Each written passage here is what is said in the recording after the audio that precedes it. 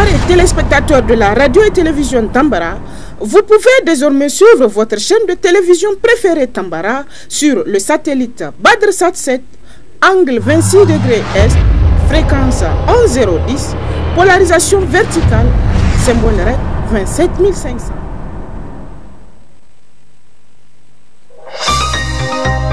Suivez le journal avec STM Transport Voyageurs.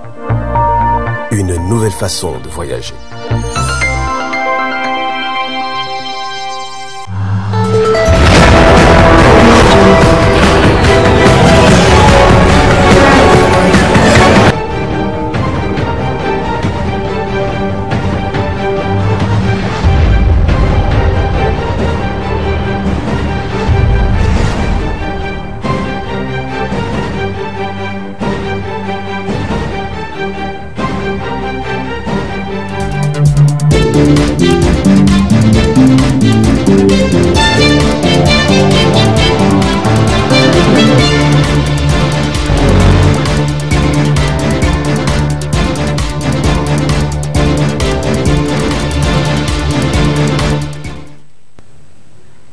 Messieurs, dames, bonsoir, bienvenue à cette édition de 20h15 sur le miroir de la femme Tambara.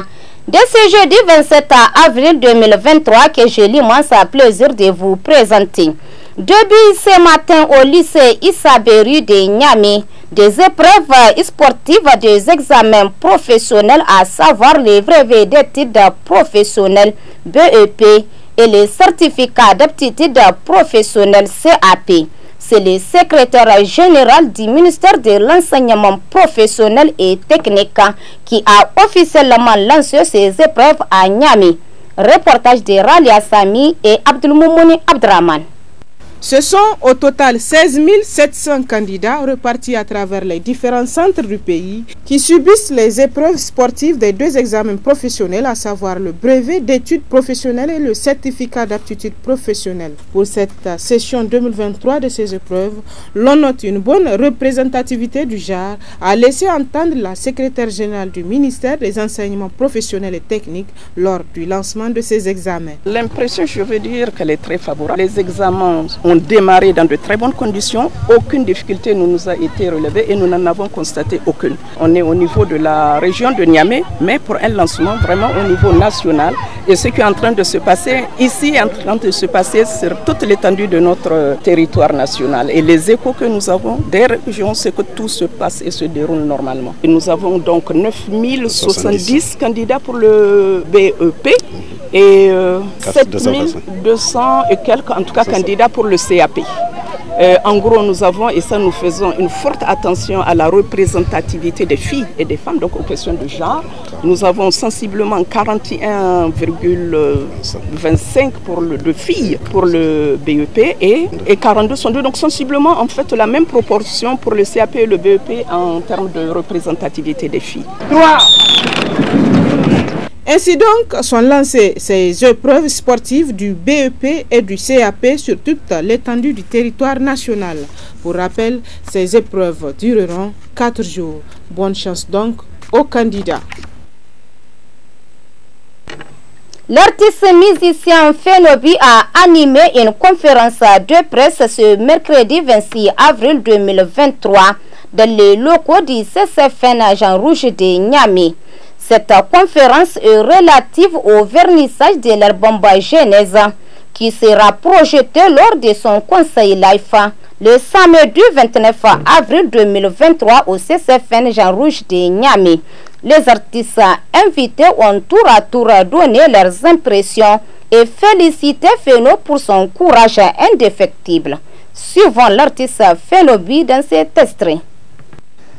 Nous sommes ici aujourd'hui pour parler d'un album, la date d'aujourd'hui qui est la date qui pour moi est vraiment très mémorable parce que c'est une date qui entame ma carrière solo après beaucoup d'années de carrière de groupe et de groupe aussi dont plusieurs fois le même groupe. Et aujourd'hui, au lieu de groupe, c'est l'homme qui préfère se mettre à devant et voir si demain c'est les pieds qui vont continuer ou les mains ou la tête. Donc si aujourd'hui on est ici au CCFN, moi je me dis que c'est vraiment l'histoire, c'est le temps, c'est Dieu. Le 20 décembre 1996, c'était la date où le hip-hop nigérien a commencé ici au CCFN avec des rappeurs nigériens, avec des phrasés nigériens. Et le jour-là, j'étais un élément du groupe Wasika. Le 20 décembre 1996, on avait commencé à faire les premières scènes du rap nigérien ici au CCFN. 5 ans après beaucoup de sound system, beaucoup de collaborations, j'ai eu à mettre sur pied le groupe Kaiden Gaskia. Et Kaiden Gaskia qui a aussi verni son premier album le 7 avril 2001.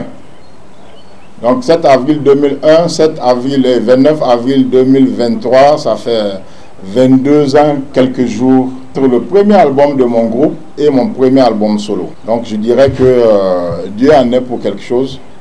Après 22 ans, et un enfant né le 1er avril 2001 à aujourd'hui, peut-être qu'il doit être à l'université. Non seulement la passion de continuer et la passion vraiment de faire une autre musique, proposer une autre musique, que ce soit pour les Nigériens d'ici, que ce soit pour les Nigériens à l'étranger, et aussi proposer une autre musique pour la musique, pour toutes les musiques du monde en fait. Donc j'ai réfléchi, je me suis dit, bon, le rap qui se faisait, je ne pouvais pas faire de la trappe. C'est pas que je ne pouvais pas faire, mais je ne voulais pas faire parce que je n'aimais pas beaucoup les textes. Je n'aimais pas beaucoup les textes, je ne pouvais pas écrire de la même façon que les rappeurs français qui colonisaient le monde à l'époque. Moi, je ne pouvais pas le faire. Donc, la seule façon pour moi de continuer la musique, c'était de rendre ma vision musicale un peu plus mature. C'est vraiment d'apprendre à faire la musique véritable, à faire la musique vivante. Et aussi, par rapport à l'histoire, comment faire pour amener tous les artistes nigériens, tous les artistes, je dis bien, nigériens à se regarder. Parce qu'à un moment, il faudrait qu'on se regarde. On a toujours fait la musique et on a l'impression de faire la musique seulement pour les Nigériens et on doit faire la musique vraiment pour le reste du monde. On doit faire la musique pour les autres communautés. On ne doit pas faire la musique seulement pour seulement les Nigériens parce que les autres musiques nous colonisent. On fait la musique ailleurs et elle est consommée ici. Mais maintenant, comment provoquer cet esprit chez nous, autres artistes, pour faire vraiment de la musique pour toutes les communautés? Je ne dis pas que l'album Genèse va changer les choses d'un seul coup, mais je voudrais quand même que ceux qui font la musique ou ceux qui chantent essaient de regarder le rappeur, comment le rappeur a transformé sa vision artistique, comment le rappeur a transformé sa musique pour être dans l'album Genèse. Parce que la musique nigérienne a une histoire et tous les artistes aussi ont leur propre histoire. Donc si chacun peut réfléchir pour contribuer à cette révolution artistique, à cette révolution musicale, à cette révolution culturelle, c'est ça l'album Genèse. Je suis vraiment très flatté, très honoré et je n'ai pas assez de mots pour vous remercier. Insécurité à Niamey, précisément au quartier Koubia Kaina, où des dames ont été lâchement tuées par des individus. Ces phénomènes prennent de l'ampleur. Suivant ces reportages de Dédé Noël Saratou. L'heure est grave à Niamey, précisément au quartier Koubia Plateau Kaina, où deux dames, Zara Taïdara, âgée de 57 ans, et sa fille Karima Hamidou, 19 ans, ont été interceptés par deux hommes à moto. Ces hommes barbares les ont assainis à coups de couteau hier aux environs de 15h30. Malheureusement, elles ont toutes succombé suite à leurs blessures.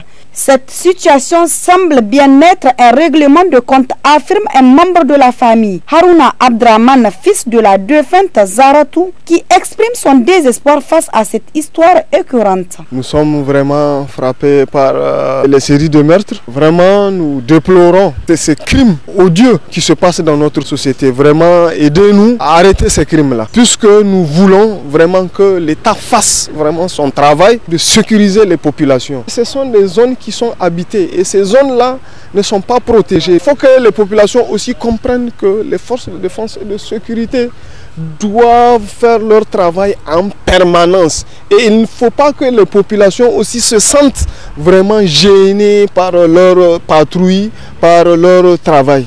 Mon message est que vraiment tout le monde doit être vigilant. Que vous soyez chez vous, que vous soyez sur la route, partout où vous êtes, soyez vigilants. Et aussi éviter les mauvaises fréquentations, éviter les personnes mal intentionnées.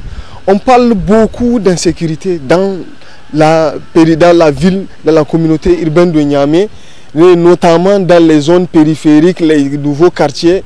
Donc je vous demande vraiment de faire extrêmement attention, de prendre des précautions pour ne pas s'exposer au danger. Ces crimes-là, ce sont des crimes qui sont commis par des personnes qui sont lâches et qui certainement ne jugent pas de leur faculté mentale.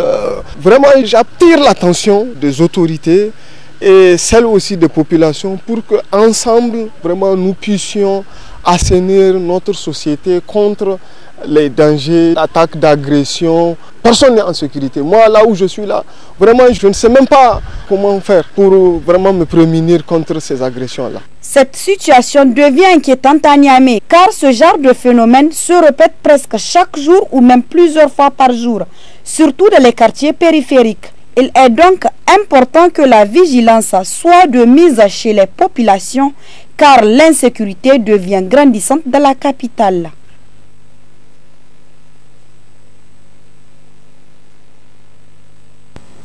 Intéressons-nous à présent à l'utilisation des insecticides.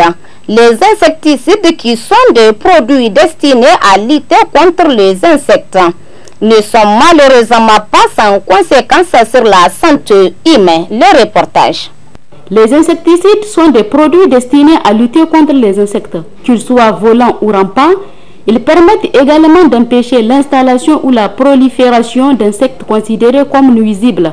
Ils améliorent la propriété des maisons et des endroits malsains afin d'éviter la contamination de certaines maladies comme le paludisme, le choléra et autres.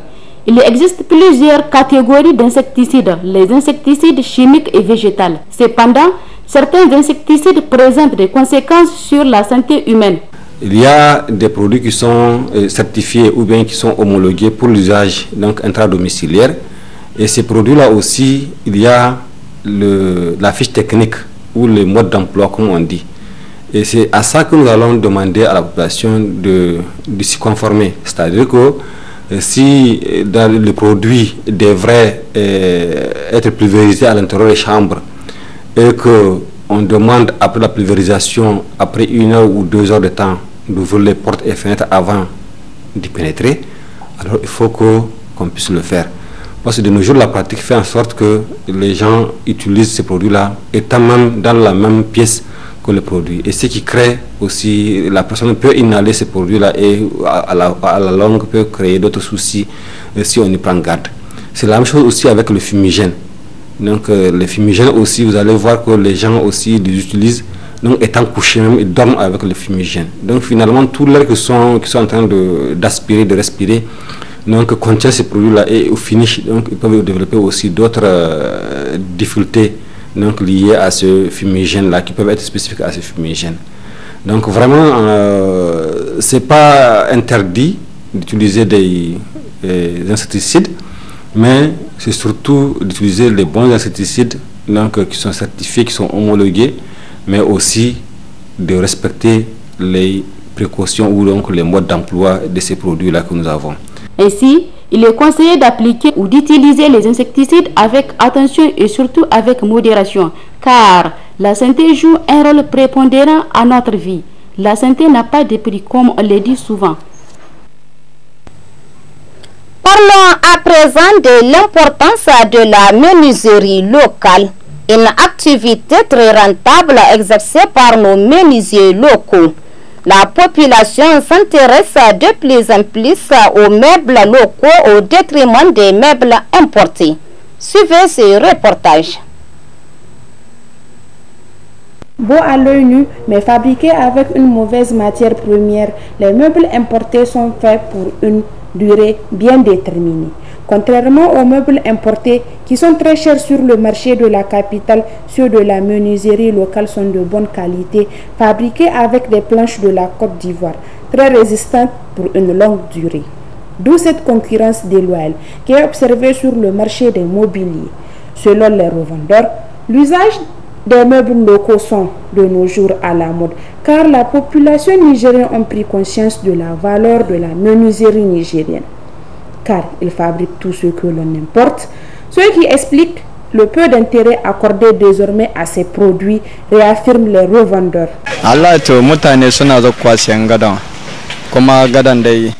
Vraiment, les clients viennent pour l'achat.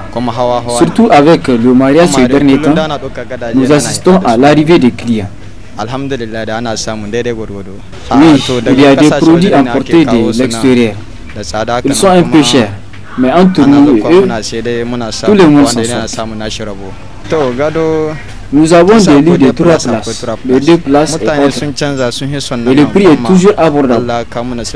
Maintenant, les clients préfèrent local parce que nous avions amélioré la production avec des outils de travail nouvellement venus de l'extérieur. L'appel que j'ai à lancer est que les gens n'ont qu'à venir choisir.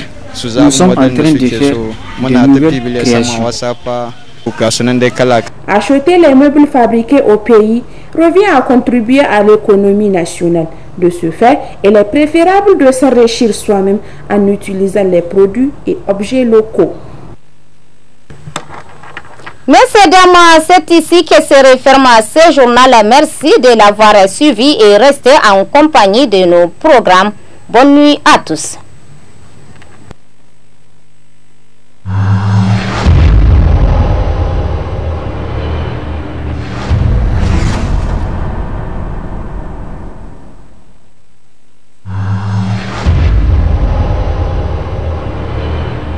Chers auditeurs et téléspectateurs de la radio et télévision Tambara, vous pouvez désormais suivre votre chaîne de télévision préférée Tambara sur le satellite BadrSat 7, angle 26 degrés Est, fréquence 11010, polarisation verticale, symbole REC 27500.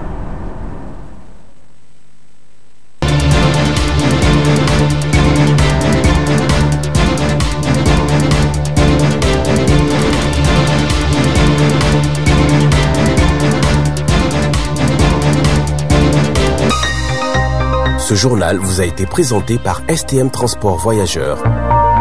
Une nouvelle façon de voyager.